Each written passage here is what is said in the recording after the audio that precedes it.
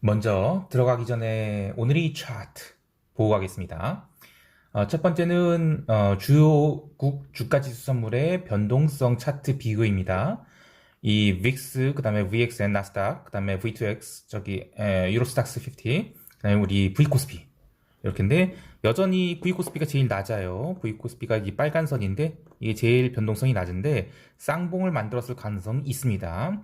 그 다음에 제일 첫 번째, 가장 강한 거, 하얀색 선. 이게 빅스 지수인데, 빅스 지수 제일 높습니다. 그러나 이것도 잘하면 쌍봉을 만들었다라는 생각이 듭니다. 자, 그 다음에 이젠 기름 커브인데, 이 초록색 선은 브렌트 기름이에요. 그리고, 이 주황색 선은 텍사스 기름인데, 텍사스 기름이 커브가 한참 더 낮죠. 하지만 기울기 자체는 지금 브렌트가 최근에 더 고평가되어 있기 때문에 스프레드가 6.2달러 정도 됩니다. 훨씬 비싼 상태예요. 그래서 아직은 장기적으로는 브렌트 커브가 브렌트나 텍사스 커브 모두 장기 물러갈수록 낮은 상태. 그러니까 그 향후 경기에 대해서는 아직도 뭐 기대감 이런 거 없다는 거죠.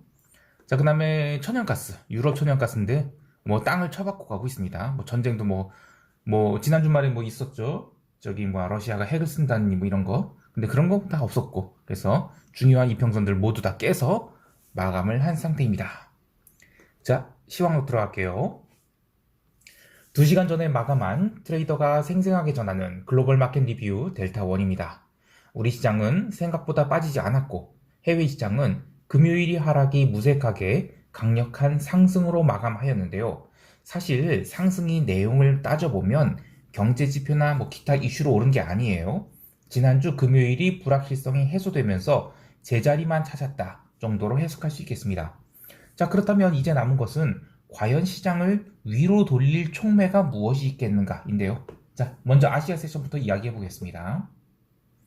우리 시장은 갭 다운이 나왔으나 야간 선물이 갭 다운 수치와 크게 다르지 않은, 그러니까 미국 증시가 고점 대비 거의 5% 빠지고 또 전일 종가 대비로도 마이너스 3%가 빠진 상황을 고려하면 상당히 강한 출발을 한 것이라고 할 수 있겠는데요.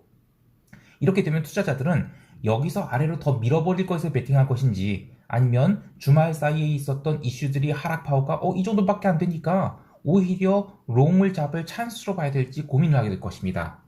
그렇게 처음 30분 동안은 286선을 중심으로 등락을 거듭하였는데요. 그 사이에 외국인들은 선물 매도는 2천억 가까이 때리긴 했지만 추세적 매도를 한 것은 아니고요. 그냥 우왕좌왕한 정도이고 현물 또한 500억만 매도하고는 거의 놀았습니다.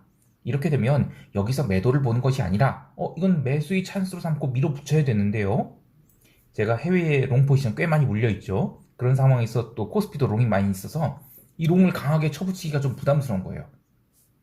또한 본격적인 상승은 저는 주 후반이나 다음 주 초를 보고 있어서 일단은 시장이 장중에 한해서는 위로 돌겠구나 이렇게 생각을 했는데, 또 주말에 카카오 관련 이슈도 있었죠. 그러나 카카오 주식들 또한 시가만 약했을 뿐 매수가 계속 들어와서 시장이 반등을 했습니다.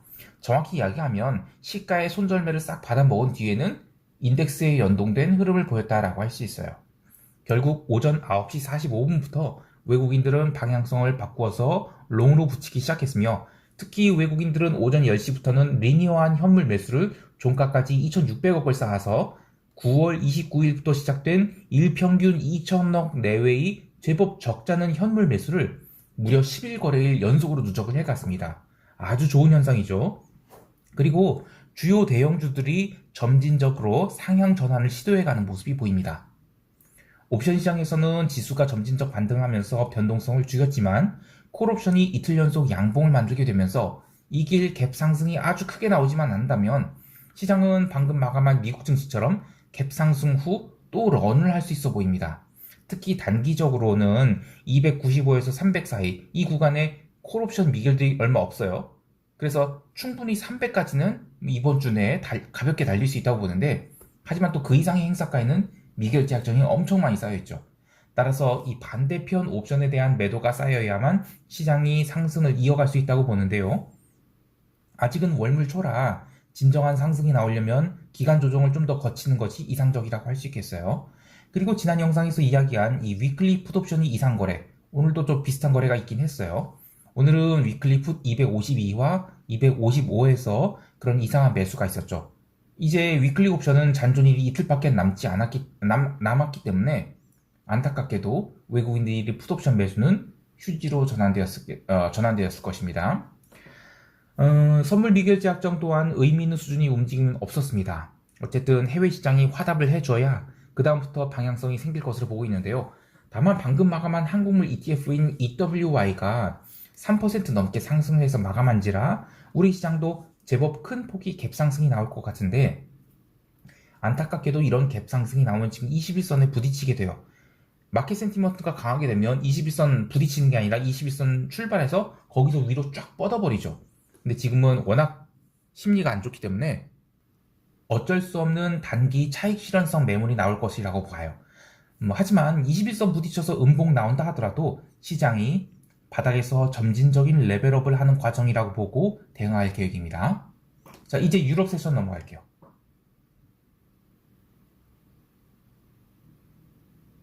유럽 증시는 폭등 마감하였습니다.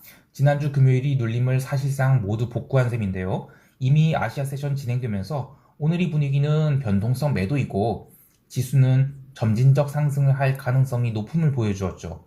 일각에서 이야기하는 이 제레미 헌트 신임 재무장관이 재정 패키지 추가 유턴 이슈 이런 것 때문에 시장이 올랐다고 하는데, 그 전부터 시장은 지난주 금요일에 이 오버액션을 한 것이다 이렇게 보고 꾸준히 반등을 시작한 상황이었어요. 따라서 유럽 세션 초반부터 영국 장기 국채들이 갭으로 3% 가까이 떠서 출발을 시작했죠. 그리고 이후 계속되는 매수가 들어오면서 달러화도 눌리기 시작했습니다. 그리고 영국 재무장관 그 소득세 무기한 감면 계획, 이게 저녁 한 7시 좀 넘어서 발표됐는데, 이게 발표되니까 시장은 더욱 상승에 가속도를 붙여버렸어요. 근데 이때 조금 아쉬웠던 게 유럽 증시는 벌써 개장부터 쭉 상승해서 1.5% 넘게 상승하고 있었는데 미국 지수 선물은 상대적으로 덜 올랐다는 것입니다. 하지만 전체 자산 시장은 리스크 온 분위기를 보이고 있었어요. 우선 비달러 바스켓이 골고루 반등을 시작했고 이거 감기가 심하네. 그 구리나 금 같은 금속류도 그리고 기름도 채권들도 제법 강하게 올랐습니다. 다만 전체 시장이 일방적인 리스크 온을 지속한 것은 아니었는데요. 증시만 끝까지 올랐을 뿐 기름도 일시적인 눌림이 나와서 83.7달러를 기록하기도 했고 급반등을 해서 86달러를 넘기기도 했지만 어쨌든 종가는 85달러 부근에서 멈췄어요. 아무래도 지난주에 있었던 원유 재고 증가 발표에도 기름이 그날 올랐죠. 그래서 이번 주 재고 발표를 보고 레벨 다운을 할 것인지 아니면 며칠 이 자리에서 더 비비게 될지를 결정할 듯한데, 기술적 분석상 기름의 위치는 굉장히 중요해요. 어제 윗골이 달린 조정을 받았기 때문에 만약 수요일 정도에 기름이 롱으로 돌아서게 된다면 기름 시장은 향후 의미 있는 상승을 할 가능성이 커집니다. 그리고 하나 더 볼게. 지금 기름이 이번 주에 월물 교체 들어갔거든요. 그래서 그 부분에 있어서 상승 탄력이 좀 둔화될 수도 있다는 거, 요건 좀 생각을 해봐야 되겠습니다. 한 가지 더, 이 골드나 구리 그리고 미국 국채는 통화시장과는 조금 다른 흐름을 보여줬습니다. 모두 유럽 세션에서는 강세를 보였지만 미국 세션 들어서는 비달러, 특히 유로화와 오지 달러가 그렇게 강하게 반등을 한 상황에서도 해당 상품들은 눌림이 커서 윗꼬리를 크게 달았어요. 이것은 당장 해당 상품들이 문제가 있다 이런 거보다는 지금은 시장이 반등을 주도한 것들이 이 바이 더 딥이 수요가 강한 주가 지수에 집중되어 있음을 보여주는 것인데요. 왜냐면 이번에 채권 텐트럼 때 이 현금 확보를 위해서 이 상품을 팔거나 그런 건 아니거든요. 고평가되어 있는 달러 자산 중에서 주가 지수 관련된 그런 인덱스 상품들을 매도해서 현금을 만들어낸 것이기 때문에 그러한 유동성 위기가 해소되자 나머지 상품들의 매수가 들어오는 게 아니라 과매도됐던 주가 지수의 매수가 들어오는 것이다. 이렇게 보기 때문에 나머지 상품들은 아직은 탄력이 없다라고 보고 있습니다. 또한 주가 지수의 변동성이 그동안 워낙 고평가되어 있었죠. 그래서 변동성 매도로도 저런 반등이 나온 것이고 나머지 상품들은 그렇게까지 변동성이 크진 않았어요. 그래서 탄력적인 반등이 나오지 못하였다라고 볼 수 있겠습니다. 트레이딩 아이디어를 생각해 보면 과도한 달러 강세가 해소된다면 과연 구리나 원유 같은 이런 원자재들이 강하게 반응할 수 있을까인데 산업금속인 구리 수요는 결국에는 중국이 열쇠를 쥐고 있다고 봐요. 이미 LME 구리 재고는 바닥 상태인데 그럼에도 불구하고 구리가 탄력적으로 오르지 못하는 것은 그만큼 중국 경기에 대한 리스크를 반영하고 있다라고 봅니다. 또 에너지 또한 천연가스 가격은 계속 내려가고 있죠. 그래서 언론에서 뭐 유럽이 올 겨울을 날 준비를 어떻게 하고 있는지 이런 점검이 나오기 전까지는 계속 그냥 바닥을 만들러 가고 있다고 봐요. 즉 통화시장이 방향성으로 원자재가 결정될 가능성보다는 원자재는 이제 자체의 수급 요인에 의해서 방향성이 결정될 듯 합니다. 즉 원자재별로 다른 흐름을 보일 가능성이 있다는 것이죠. 긴 그림에서는 아까 얘기한 대로 이 유가는 임계치에 도달했다고 봐요. 그래서 임계치를 깨고 내려가는 큰 하락이 나올 경우에는 되돌림 상승도 아주 클 것으로 보는데 뭐 그런 상승이 나오면 주봉으로도 쫓아갈 수 있다고 봐요. 반대로 점진적인 하락, 그러니까 마이너스 2% 이내의 작은 하락이 나온다면 결국에는 80달러를 깨러 가지 않을까 합니다. 자, 이제 미국 세션 넘어갈게요.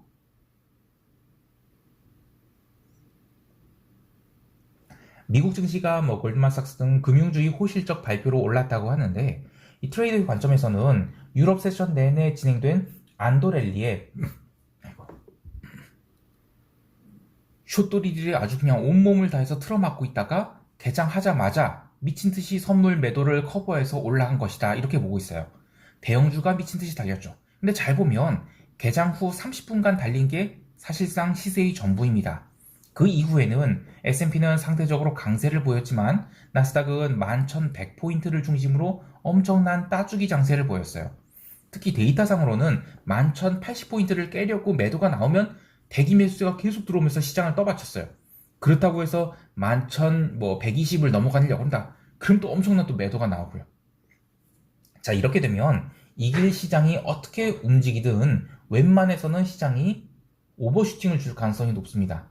왜냐면 오늘 그만큼 매도세들이 전부 다 물린 채로 마감하게 되기 때문입니다. 따라서 나스닥 선물 매수분은 오늘 3% 올랐다. 너무 많이 올랐어. 숏으로 돌린 게 아니라 금요일에 3%가 내린 게 이상한 것이었고 오늘 3%가 오른 것은 이제 그냥 정상으로 돌아간 것이니까 이들이 숏 커버가 하루 더 이어지면 그 다음부터 뭐 횡보에 들어가든 추가 상승을 하든 그때 방향성을 보이겠구나 이렇게 생각해야 되겠습니다. 즉 지난주 금요일에 하락은 완전히 무시를 해도 된다 이렇게 보는 거예요. 개별 종목 보면 뭐 안 오르는 종목이 없어서 업종을 특정하기는 어렵지만 아직은 추세 상승 전환을 보이는 종목들이 많다고 할 수는 없습니다. 단지 과매도에서는 좀 벗어났다 정도로 보이는데요.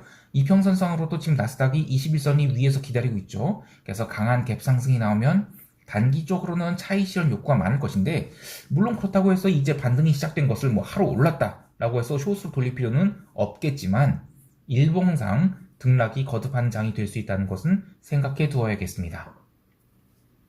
변동성은 계속해서 백오데이션 상태인데요. 어떻게 보면 이런 급등에도 불구하고 변동성 선물이 얼마 죽은 게 아니라는 것이죠. 그러니까 물론 긴 그림으로 봐서는 앞으로 변동성이 죽을 여력이 많다는 의미가 될 수도 있겠지만 이제는 실적 시즌으로 들어섰기 때문에 장 초반과 장 후반에 뭐 갭으로 움직이든 또 시세가 빠르게 움직이고 장 중에는 별 변화가 없을 가능성이 커요. 그래서 갭 리스크 해소 차원에서 변동성이 빠르게 죽지 않은 것이다. 이렇게도 보긴 하는데요. 하지만 이벤트의 관점에서는 이 변동성을 추가로 살릴 만한 매크로 이벤트는 어느 정도 종료가 되지 않았나 싶어요. 그래서 아까 변동성 차트 보여드린 것처럼 조심스럽게 변동성이 꼭지를 친 게 아닌가, 이렇게 쌍봉을 친 게 아닌가 생각하고 있습니다. 자, 이제 시장 총평하면서 대응 전략 이야기할게요.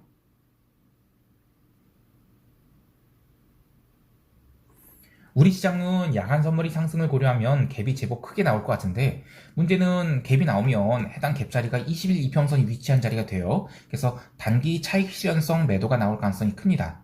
하지만 시황에서 설명했듯이 그동안은 그냥 과매도 영역이었고 이제 제자리를 찾으러 가는 과정으로 보기 때문에 갭 상승이 나온다 하더라도 숏으로 될 생각은 없습니다. 다만 이 퍼포먼스를 높일 목적이 있다면 단기 콜옵션 매도를 하되 매수 수량을 넘기지 않는 선에서 매도를 쌓는 것은 뭐 나쁘지 않을 것 같아요. 근데 저는 굳이 그렇게까지 하지 않고 오히려 장중 눌림을 이용해서 롱 포지션을 늘려갈 계획입니다. 콜옵션 행사가 300 이상으로는 대량의 미결 자정이 있어요. 그래서 본격적인 상승 시세는 주 후반이나 다음 주가 될 것으로 보고 있습니다만 여하튼 당장은 바닥에서 올라온 힘에 편승하고자 합니다. 해외 시장에 대해서도 마찬가지입니다. 나스닥 롱포지션 10개 잡은 것은 꾹 홀딩 중인데 참고로 제가 지난 주말에 텔레그램 메신저 막 이거 온 게 있어요. 왓츠앱 뭐 이런 거에. 근데 완전히 뭐 이 사람들이 바보들이 아니에요. 그 나름 매니저들, 전직 매니저들 아니면 뭐 나름 뭐 굉장히 유명한 사람들 뭐 있어요. 그런데 뭐 지구 멸망을 논하는 이야기들 계속 나오고 뭐 그런 데이터들 막 계속 나오는 거예요. 그리고 뭐 전직 헤지펀드 매니저 한 명이 일반 투자자들에게 변동성 매수를 권한다? 야, 이거야말로 입으로는 내뱉지 않았을 뿐 정신적으로는 이제 완전히 커피큘레이션 이거 아닌가 싶었어요. 저도 포지션을 물론 왕창 들고 있는 상태에서 마음이 좀 불편한 주말을 맞아야 했죠. 또 금요일날 많은 분들이 뭐 격려도 해주시고 악플에 대해서 격려도 해주시고 막 그랬는데 심적으로는 저도 쫄리니까 좀 그런 쪽으로 이리테이팅, 그러니까 좀 이렇게 과도한 반응을 하는 것 같아요. 했던 것 같아요. 근데 어쨌든 월요일 딱 봐서 아시아 세션이랑 유럽 세션에서 유럽 증시는 나름 강한 반등을 했죠. 근데 이 나스닥 선물은 잘 안 올라오는 거예요. 물론 1% 이상 올라오긴 했지만 물린 게 제가 2%가 넘으니까. 그래서 이제 굉장히 피곤함을 느꼈는데 개장과 하니까 이제 나스닥 선물 폭등을 했죠. 이거는 뭐 그냥 숏들 쫙 물리겠구나 싶어서 이렇게 보면 이번 주 주봉은 웬만해서는 월요일이 시가선을 깨기는 어렵다라고 봐야겠죠. 그러면 주봉 최소한 종가까지는 나스닥 롱 포지션을 쭉 홀딩해 둔다고 봅니다. 쭉 홀딩 옵니다. 그나저나 이런 얘기가 있네요. 2023년이 신조가 이렇게 예상된다라고 하는데 2022년까지는 가자라고 했다면 2023년은 갑자라고요. 뭐 어쨌든 그만큼 제가 심리적으로는 어쨌든 그 나스닥이 이제 평균 단가를 넘었기 때문에 조금 안정을 찾은 것 같아요. 쭉 홀딩하고자 합니다. 자, 그 외에 기름에 대해서는 상품 시장 설명했을 때 이야기한 것처럼 월요일이 원유 재고 발표와 함께 시장이 점진적으로 밀리는지 아니면 투매가 나오는지에 따라 대응을 좀 달리할 것인데 점진적 하락. 근데 2% 정도의 변동성은 이건 점진적 하락이에요. 기름 시장에서는. 그래서 그런 정도의 하락이 쭉 이어진다면 결국에는 80불을 깨러 내려간다라고 봐요. 그런데 일시적인 급락이 나온다. 그러면 그 자리를 저점으로 최소한 다음 주까지도 이어지는 그런 급등이 나올 수 있다라고 봅니다. 여하튼 지금은 시장의 관심이 주가지수 선물이 반등폭에 쏠려 있는 것 같고 상대적으로 상품 시장이나 통화 시장은 좀 조용하다라고 할 수 있겠어요. 그래서 각자의 영역에 집중해서 트레이딩을 하는 것이 좋겠습니다. 오늘 하루도 성공 투자하시길 바라고요. 그리고 댓글 달아주신 분들 여러 가지로 감사드립니다. 이상 델타원이었습니다. 감사합니다.